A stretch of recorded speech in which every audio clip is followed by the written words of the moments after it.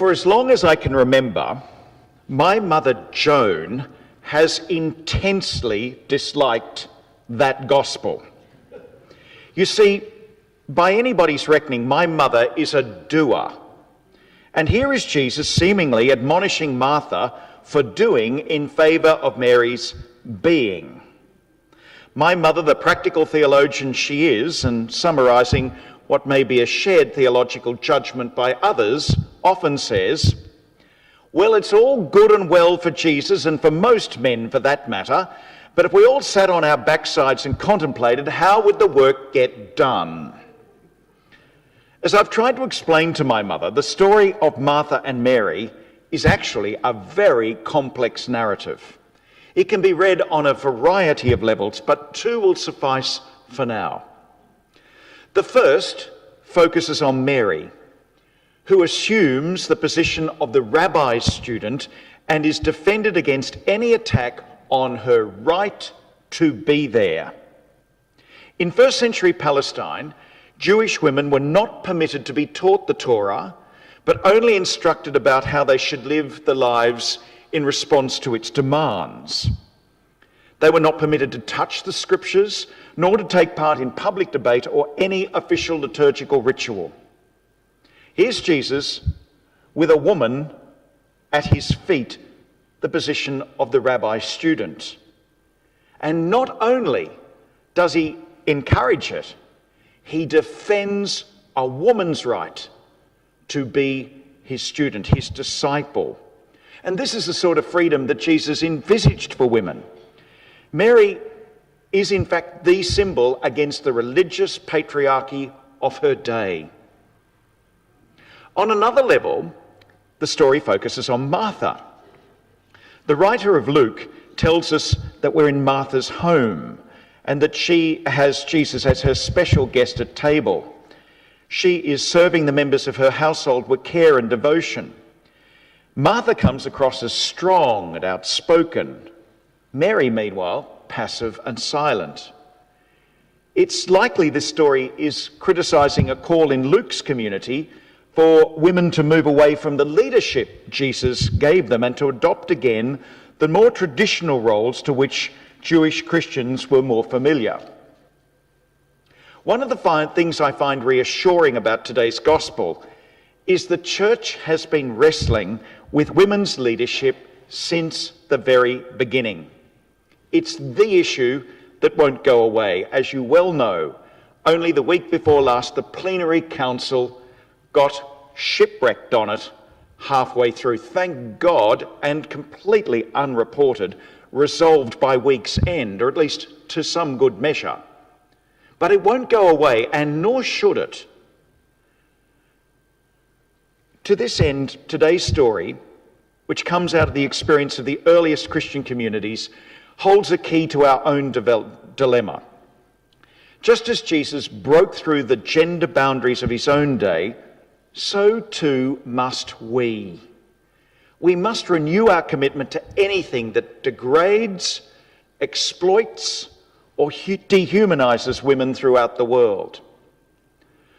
It's one thing to defend it in the world. The church has been good on that, and rightly so. It's quite another when we turn the focus to our interior life. And I think we need to take some strong and symbolic steps to defend the leadership of women within our own community. For example, now along with the Plenary Council, I hope very soon we will readmit women to the ancient order of deacons, for they're highly praised, the women deacons, in Romans 16 and 1 Timothy 3. If it was good enough for the early church to have women deacons for centuries, why wouldn't we have women officially baptising, marrying, conducting funerals, taking communion to the sick, attending at the table? I think we should readmit lay people. Note what I said, readmit lay people, and this time lay women into the College of Cardinals. Most Catholics don't know this, but for the most of the 700-year history of the College of Cardinals, there were lay men with clerics doing the electing of the Bishop of Rome. The final one died in 1893. So then that was abrogated. It was taken off the books in 1917, and finally it was only bishops who could be in the College of Cardinals in 1960. I want to go back to the older, more ancient tradition in the church, and now have lay men back and now lay women back. The lay women and lay men can't be elected the Bishop of Rome, but it would mean they would be there doing the discerning about who should be the Bishop of Rome. Along with Pope Francis, I want to see that women especially take on leadership positions in every place they possibly can in the Roman Curia and every diocesan curia. Again, the Plenary Council did in fact say that, and they're consulted about the very things of which they're as responsible for the life of the church as we all are. Just this week, for the very first time in the church's history, Pope Francis has appointed 3 women now to sit on the council who recommend bishops for him to appoint. It's only a small action, but in the life of the church, it's a powerful sign of where he thinks the Holy Spirit is calling all of us to move, and it's not before time. Closer to home, 75% of the Catholic Church's employees in this country are women. We could not run Catholic education, Catholic healthcare, Catholic social services, Catholic spirituality, Catholic development aid, and we couldn't run a single parish without women. We couldn't run this parish without the extraordinary women, many of them here tonight, who give of their time, talent, energy, and leadership. In fact, I think the women of the Catholic Church should go on strike for a week just to remind the blokes who's running this show. Because sometimes bishops and priests, males and clerics, like to think that because they're ordained, they're the leaders. Ordination and leadership are not the same thing. We have never been short of magnificent, stunning women leaders in the church. And if we're going to have the rhetoric of recognising their genius, we have to have the follow-through in making sure they can lead in every way possible. At this Eucharist then, let's recommit ourselves to using in the best possible way for the mission of Christ and the church in the world, the gifts, talents and strengths of over half our Catholic community.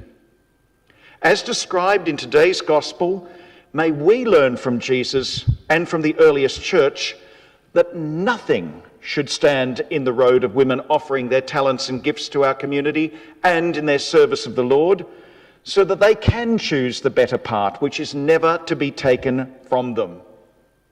For the bottom line is this: my mother was wrong about her reading of the Gospel. It's not about domestic arrangements. It's about who can be the legitimate, important, valued disciple of Christ. And if it was good enough for Jesus to say, "This is Mary, a woman," it should be good enough for all of us.